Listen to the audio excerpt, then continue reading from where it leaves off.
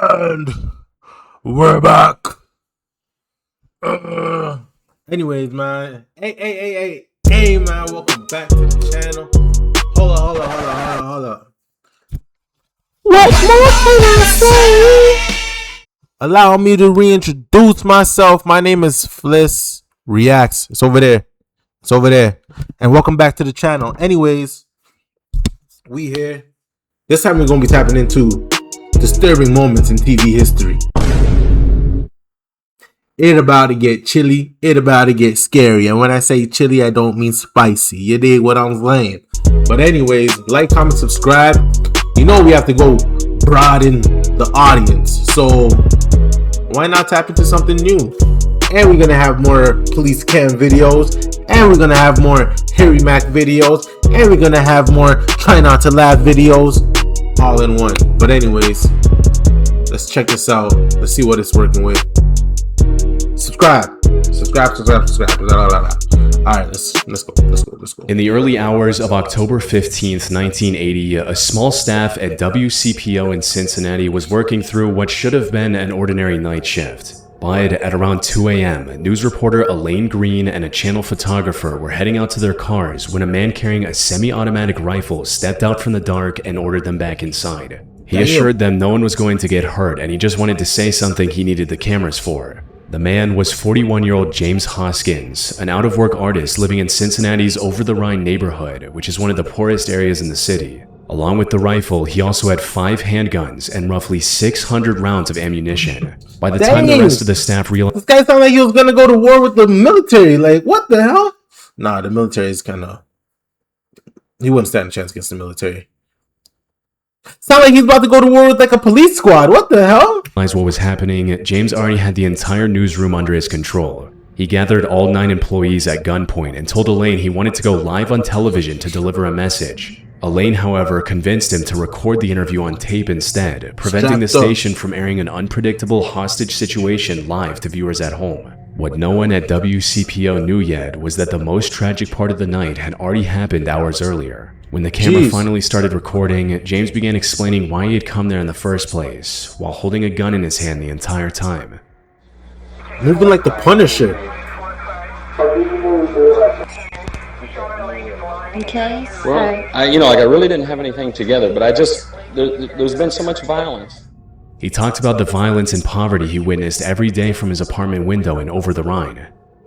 There's not enough attention paid for the poor people in the Over-the-Rhine area, and there seems to be in the country a growing kind of thing to keep black and white at each other's throats, to keep the rich on top, so the poor people have no way to fight. The police have become the knights, the buffer between the rich and the poor. And the poor, I don't know if you've ever been in the Over-the-Rhine area to see the old people. They have nothing. I watch them. They have nothing. They sit in their bed all day long, and that's all they have to look forward to.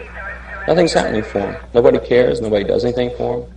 He then turned that frustration toward the media and the city itself, accusing news stations of only entering these neighborhoods after someone had been killed, while city officials cleared low-income housing so visitors coming for conventions wouldn't have to see the poverty there. It seems like the things you should be covering, you don't cover. You never come into the area unless somebody gets wasted. They're displacing people. They tear the buildings down so that when the people come into the convention centers, they don't have to look at the poor people. But even as James laid all of this out, he kept speaking like a man who knew exactly how the night was going to end. Can you see this world from your window? I can see the world from my bay windows, up and down the street. Possibly a story could be done from your window of the world. I won't be there in my windows after this, I'm sure. Maybe you can do it from my windows, but I won't be there.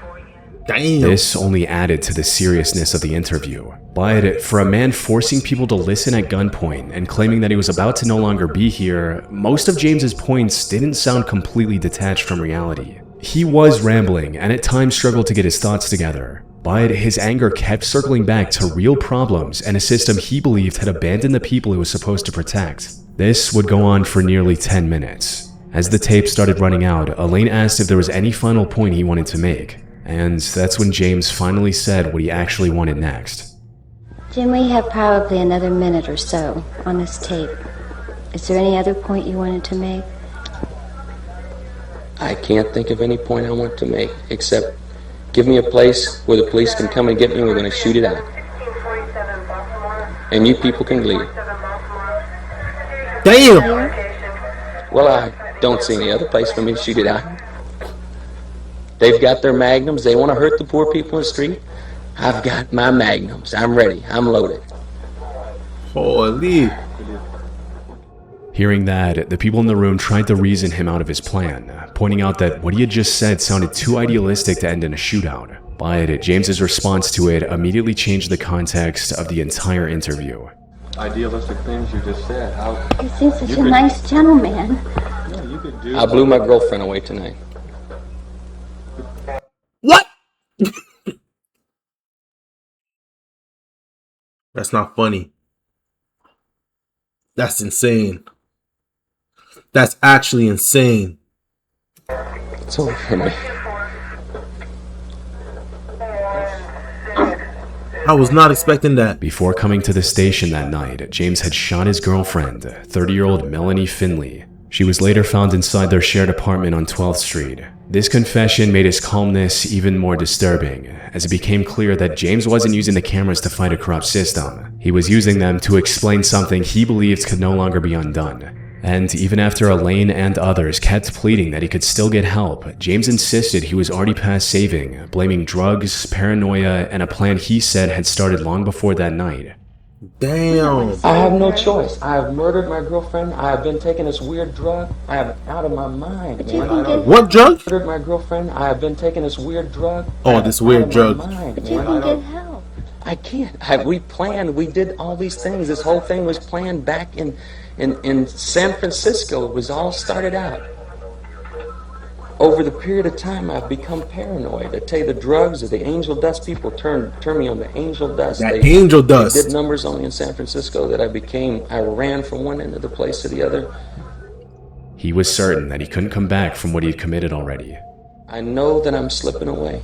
Can't we help you before you slip any? You don't want to slip completely. I'm away. gone. I'm gone. All they'll do, I don't know. there is no help for me. Look, I murdered my girlfriend. God damn, man, I killed her. Jeez.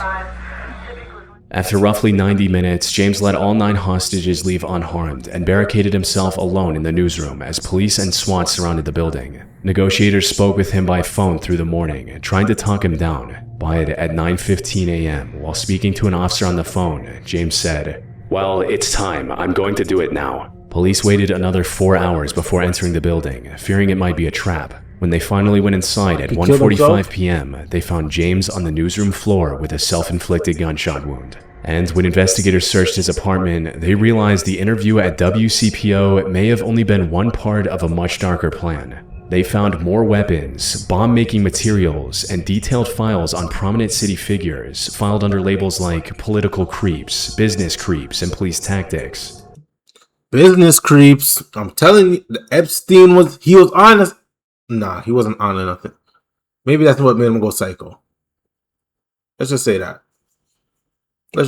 Elaine Green later won a Peabody Award for her courage in the interview.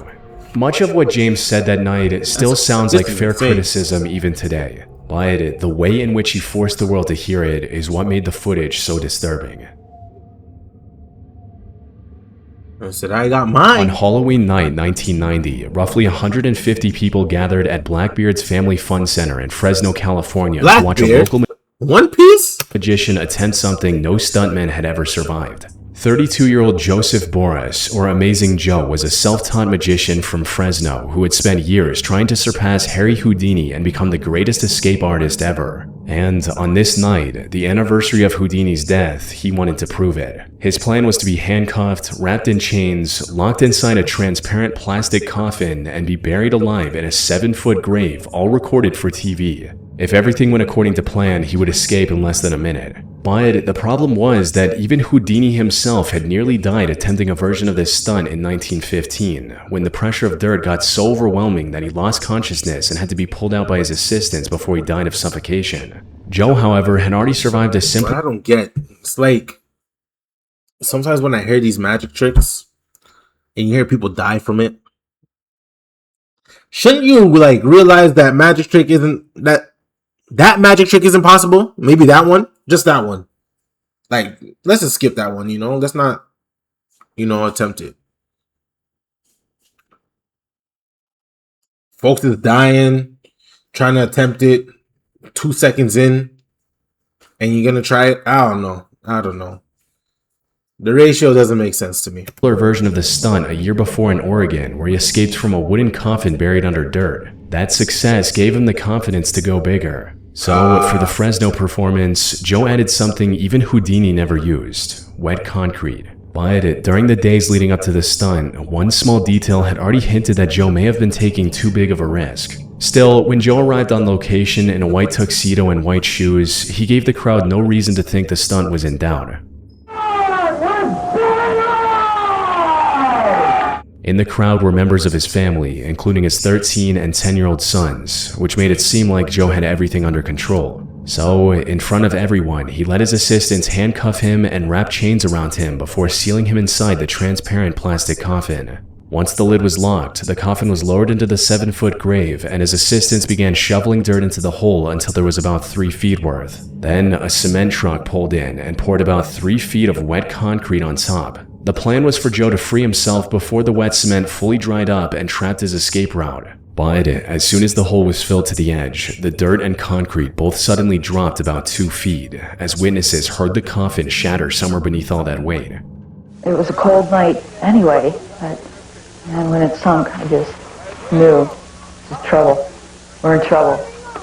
It's not fun anymore. The crowd that had been waiting for Joe to climb out now watched the crew rush back in and start digging through the same dirt and concrete they had just buried him under. Unfortunately, by the time rescuers pulled him from the ground, he had already passed away. Pathologists later found concrete under his fingernails, suggesting that even after the coffin gave way, Joe may have still been trying to dig himself out. But the most disturbing part is that this collapse wasn't some freak accident no one could have seen coming.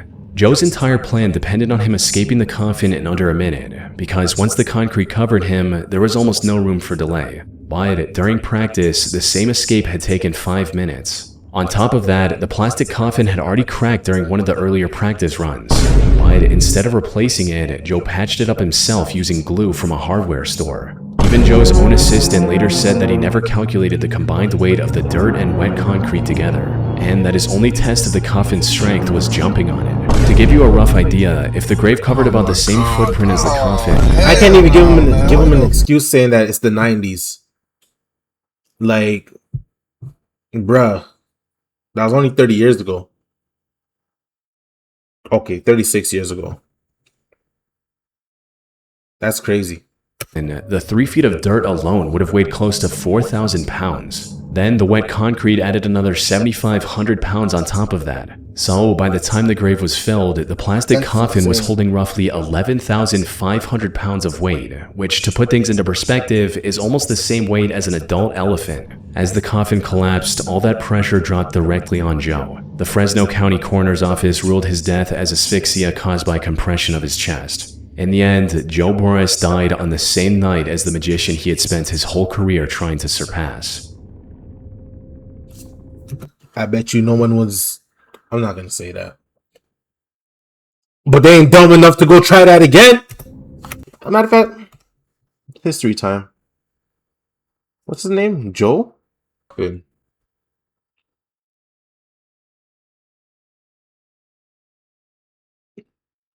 Yeah. Yeah, ain't nobody trying that again. Let's see. Concrete. Soft. Concrete coffin magic trick. Yep. Ain't nobody doing that.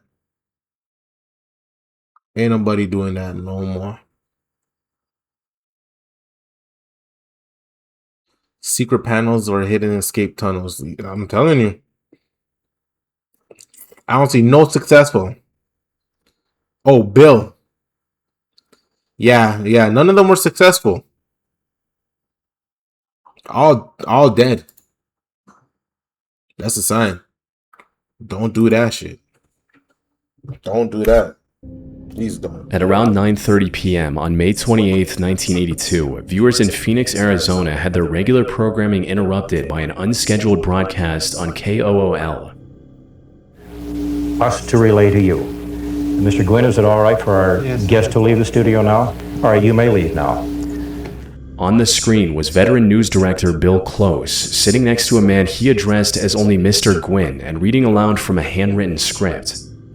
This is the script that Mr. Gwynn gave me, and I'm going to read it verbatim, and anytime you wish to interrupt me.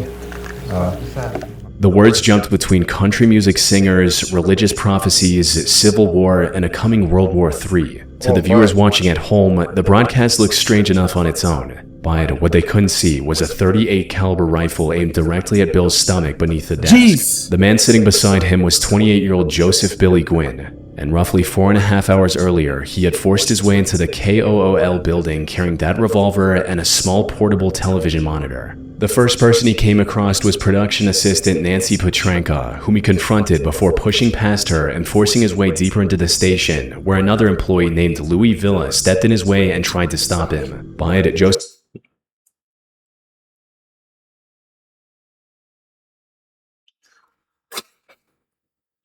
Yo, let my mans go, bro.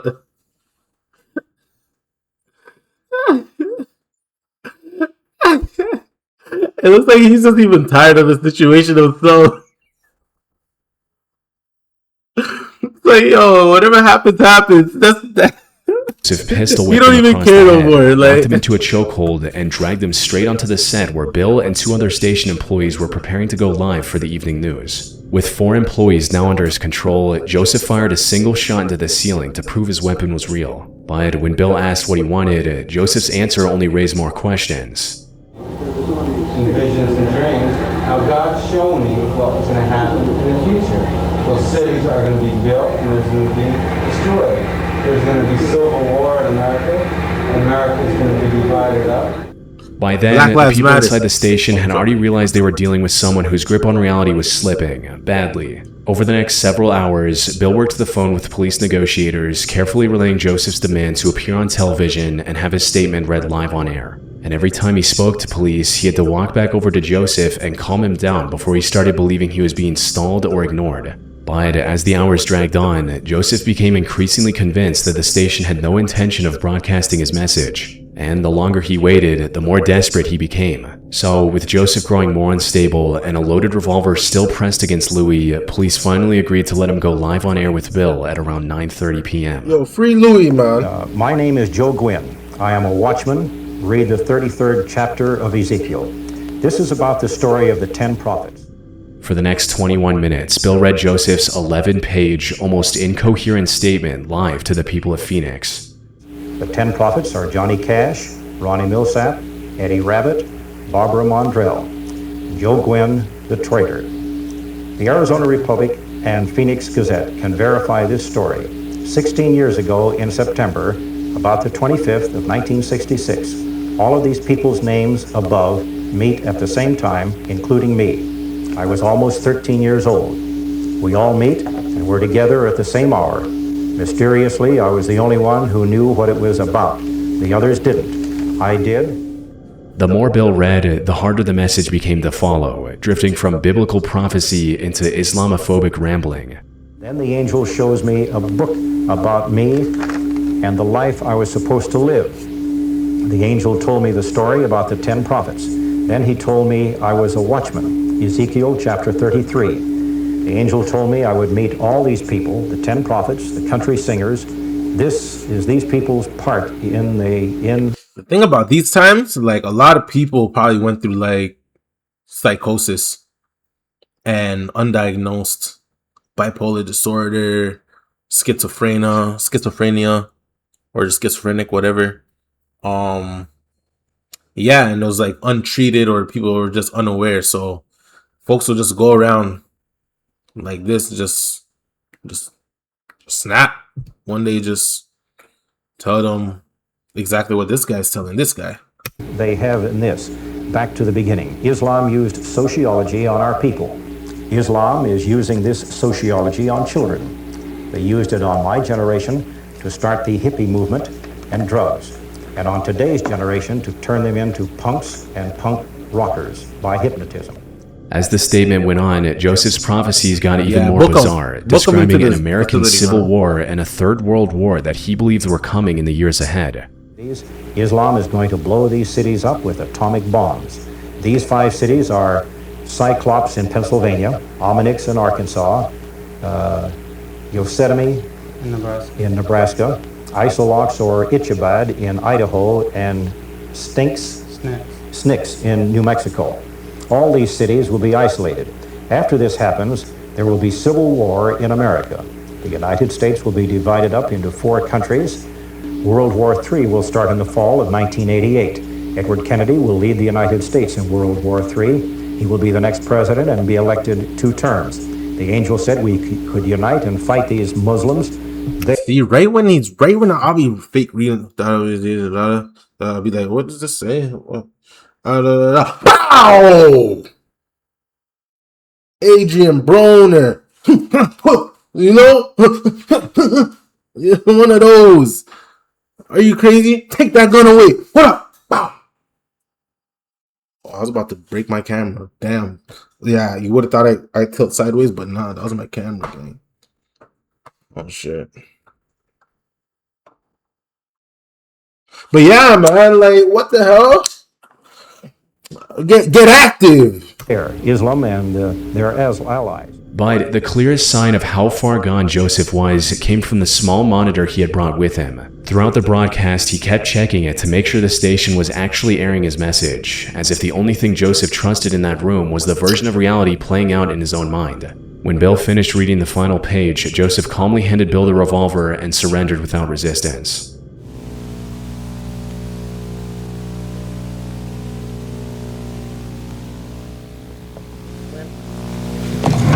I got a sweaty palm. I want to shake hands with you. You really do, huh? You bet. I told you I was playing this fair.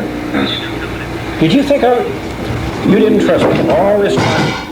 Oh, hell, it's all right. Leave him alone. It's okay. Put down the guns. I have the gun. Back off with the guns. By that point, if that boy was black, he would have got 10 warning shots. I'm telling you that from now. every person in that studio had spent almost 5 just saying that hours now? trapped Put inside down a the gun. situation that could have changed guy would've any caught a moment bullet Joseph too. stopped believing Bill was on his side. Joseph was later charged with 4 counts of armed kidnapping, 3 counts of aggravated assault, and first-degree burglary. But after pleading no contest, he was declared legally insane and committed to the Arizona State Hospital. However, Joseph was released just 6 months later, despite prosecutors and even some of the psychiatrists involved warning that they weren't convinced he was safe to be back out in public. And 2 years after the hostage crisis, the same delusions appeared again. Joseph was arrested at a Phoenix convenience store after assaulting and threatening 2 clerks while screaming that Johnny Cash was going to kill his family. This time, the arrest triggered a probation violation from the original hostage case. Joseph was sent to prison, and he wouldn't be released until 2005, more than 2 decades after he first walked into that newsroom with a That was 50 Cent Get Rich or Die Trying era, no? Oh, no. That was probably like the massacre. On March 5th, 1989, a local news crew in Moncks Corner, South Carolina was filming the 3rd day of the search for 5-year-old Justin Lee Turner. 2 days earlier, Justin's stepmother, Pamela Turner, had called the Berkeley County Sheriff's Office after he never came home from school. According to Pamela, Justin had left that morning to catch the bus from a neighbor's property a few hundred yards away. But when the bus returned that afternoon, he wasn't on it. And once police checked with the school and other witnesses, they learned that he never made it to the bus that morning. For the next 2 days, local police, the Berkeley County Rescue Squad, and dozens of volunteers searched the area around the Turner property off Horseshoe Road. They combed through the woods surrounding the home and checked sheds, storage spaces, and abandoned structures across the property, but still found no sign of Justin. By the morning of March 5th, search crews were getting ready to spend another full day going back around the same ground while a local TV crew from WCBD followed them around documenting the search. Go all the way, cross. By it, the search barely lasted 5 minutes, as Justin's father, Victor Lee Turner, walked up to an old camper on the family's property and looked inside. There was the kid. Something's in there. Everybody stand back. Everybody stand back.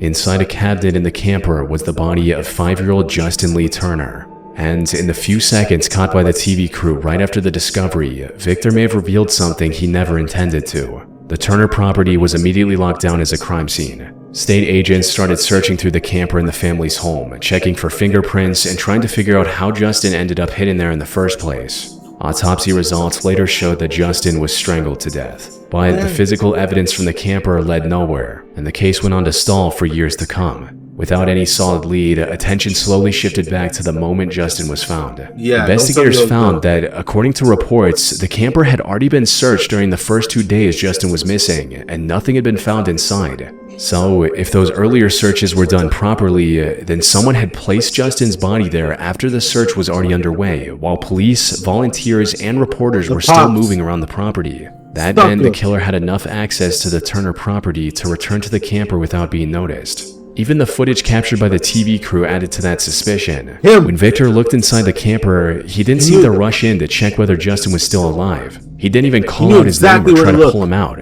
He backed away almost immediately, as if he already knew what he was going to find. Now, to be fair, there's no single normal way for a parent to react to something like that. But investigators still found the behavior difficult to ignore, especially considering how quickly Victor went straight to the camper once the search resumed, then located Justin within seconds despite the camper having multiple drawers and cabinets. But despite all of these observations, the suspicion around Victor and Pamela still wasn't enough to hold up in court. Most of what pointed toward them was circumstantial, and without physical evidence separating normal family contact from the day Justin died, investigators had no way to turn those suspicions into something they could actually prove. As the years passed and the case went cold, Victor and Pamela eventually left Berkeley County and moved to South Carolina's upstate. And according to investigators, neither of them ever contacted law enforcement again to ask about the case or whether any progress had been made. For decades, that was where the suspicion stayed. But years later, a new possibility emerged that hinted at something far more chilling than a family cover-up. In September 2023, a law professor at the University of Virginia and her students were mapping the movements of serial killer Richard Mark Ivanitz when one of them uncovered something unexpected. Richard had served in the Navy, and after tracking down naval records, the student found that the ship he was assigned to arrived in Charleston on March 3, 1989, the same day Justin vanished. Monk's Corner, where the Turners lived, was only about a 50-minute drive from the port. And once researchers started comparing Richard's known crimes to Justin's case, the similarities became difficult to ignore. But just like the theory surrounding the Turners, there was still no physical evidence directly tying Richard to Justin's death. Unfortunately, the police couldn't question him because by that time, Richard had already been dead for more than 20 years. He had lost his life in a police chase in Florida in 2002 after one of his kidnapping victims escaped and identified him to authorities. To make matters worse, his body was cremated and his ashes scattered, leaving no way to test his DNA against anything from Justin's case. So instead of pulling suspicion away from the Turners, the theory only left investigators stuck between two possibilities that were both disturbing in completely different ways. Either someone close to Justin had killed him and hidden his body back on the property while the search was already happening,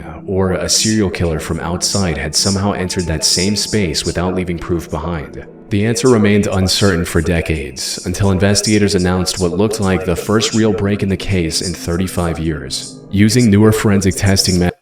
I was literally gonna say, if it was today, they would have caught that up, but you see now. Investigators re-examined the microscopic fibers recovered from Justin's shirt and compared them to a rope found inside the Turner home. According to them, the fibers were consistent with the possibility that the same rope had been used to strangle him. Shortly afterwards, 68-year-old Victor and 63-year-old Pamela Turner were both arrested and charged with Justin's murder in January 2024. And for the first time in decades, it looked like the case might finally be heading towards some kind of answer. But just a few months later, it fell apart again. In June 2024, Judge Roger Young dismissed the charges with prejudice, ruling that after 35 years, with over 20 witnesses either dead or unable to testify and no real new evidence on the table, there was no way to give the Turners a fair trial. Because it was dismissed with prejudice, the decision was permanent and the charges can never be refiled. So, after everything, the mystery of Justin's murder landed right where it started in 1989, and those few seconds of footage captured by WCBD may still be the closest thing this case ever gets to an answer. Cause how did he know? How did he know exactly where to look? How do you know exactly where to look?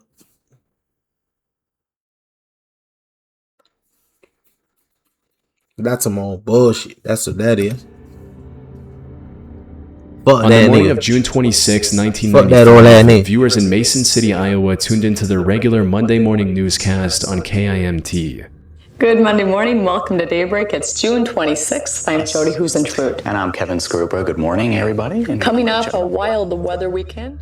On screen was 27-year-old news anchor Jody Huisentrude, smiling through the early morning broadcast with her co-host Kevin Skarupa. The two hosts talked lightheartedly as they discussed the weather for the day ahead. At the time, there was no reason for anyone watching to remember these moments, but this would soon become the last broadcast Jody would ever appear in. The next morning, Jody was supposed to arrive at the station by 3:30 a.m. to prepare for the 6 a.m. newscast. But when she didn't show up, producer Amy Kunz called her apartment at around 4:10 a.m. Jody answered, sounding like she had just woken up. She said she had overslept and told Amy she would be right there. That was the last confirmed contact anyone ever had with Jody Huisentrude. By 6 a.m., when Jody still hadn't arrived, Amy was forced to anchor the show without her. And that alone was enough to worry the newsroom, because Jody had never missed a newscast before. Shortly after 7 a.m., her coworkers called the police. When officers arrived at her apartment, the reason she never made it to work became clear within minutes. Jody's car was still parked just outside her apartment building, but everything around it suggested she had been attacked right as she was trying to leave. Scattered around the car were her belongings, including her shoes, blow dryer, hairspray can, earrings, and a bent car key. Nearby officers also found drag marks on the pavement and clear signs of a struggle. When investigators spoke to the people in the apartment complex, some residents said they had heard screams around the time Jody would have been leaving for work. Another resident reported seeing a white Ford Econoline van idling nearby. This method back then, they used to take this and like rinse this method like no other. This was a crazy, the white van combo. White van, creepy guy. And yet people never ran. But none of those details reached police until after Jody was already gone. By the time they pieced everything together, they had an idea of what could have taken place. She probably made it to her car and was unlocking the front door when someone attacked her from behind, explaining the bent car key. But finding who did it would prove to be a far more challenging task. With no usable fingerprints, tire tracks, or clear eyewitnesses, investigators turned their attention to the people in Jody's life to find the answer. The first name to draw serious attention was 49-year-old John Van Cise. The night before she disappeared, Jody had gone to his home to watch a video from a surprise birthday party he had thrown for her 2 weeks earlier. On its own, nothing about that visit seemed unusual. But to some of Jody's friends, John's feelings towards her had started to seem strange. Even though they both described the relationship as a friendship, people around her sensed that his attachment to Jody was turning into an obsession, to the point that he even named his boat after her. When Jody vanished don't do that. Leaving his home, all this context turned him into a potential suspect. But that suspicion never turned into proof. John cooperated with investigators, provided DNA, passed a polygraph test, and years later, police even placed GPS trackers on his vehicles to see if his movements might lead them somewhere. But none of it produced anything tying him to Jody's disappearance. And as it turned out, John wouldn't be the last person in Jody's life whose attachment to her caught investigators' attention. However, for the next 2 years, every possible lead investigators came across seemed to end in a similar way. Close enough to raise questions, not strong enough to answer them. This went on until 1997, when a new name entered the investigation. A man named Tony Jackson was arrested in the Minneapolis area around that time. Hey, police looked backward through his timeline too deep. That's so random. Random black guy.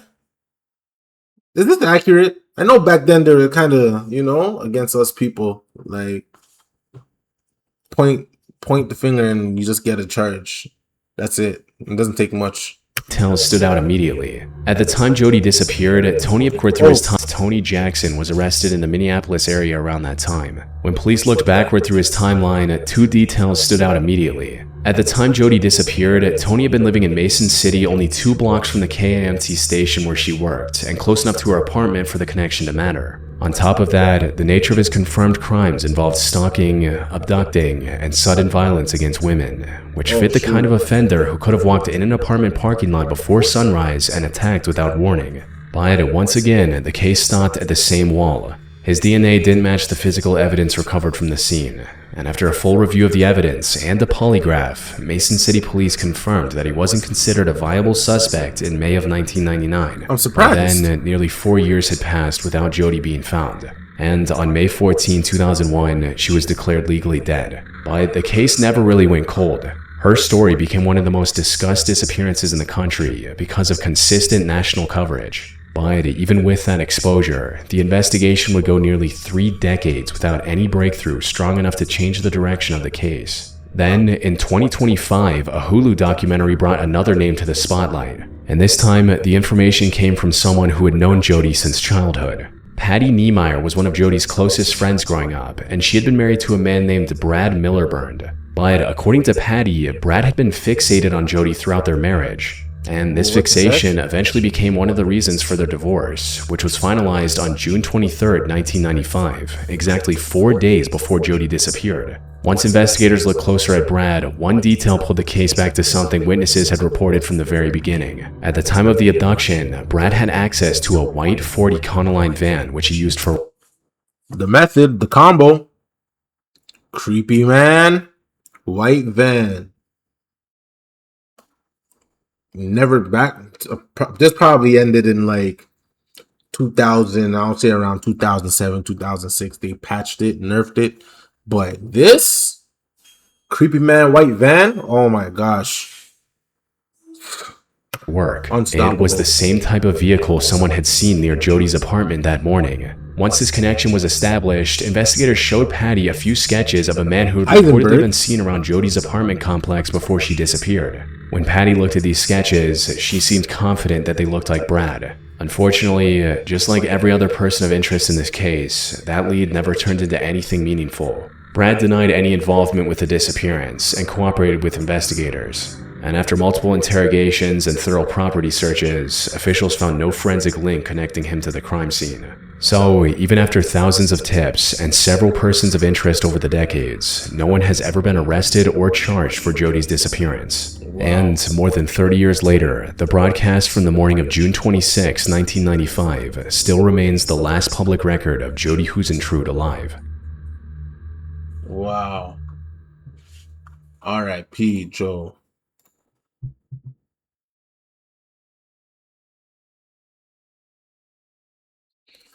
Y'all like, comment, subscribe, man. This is getting serious.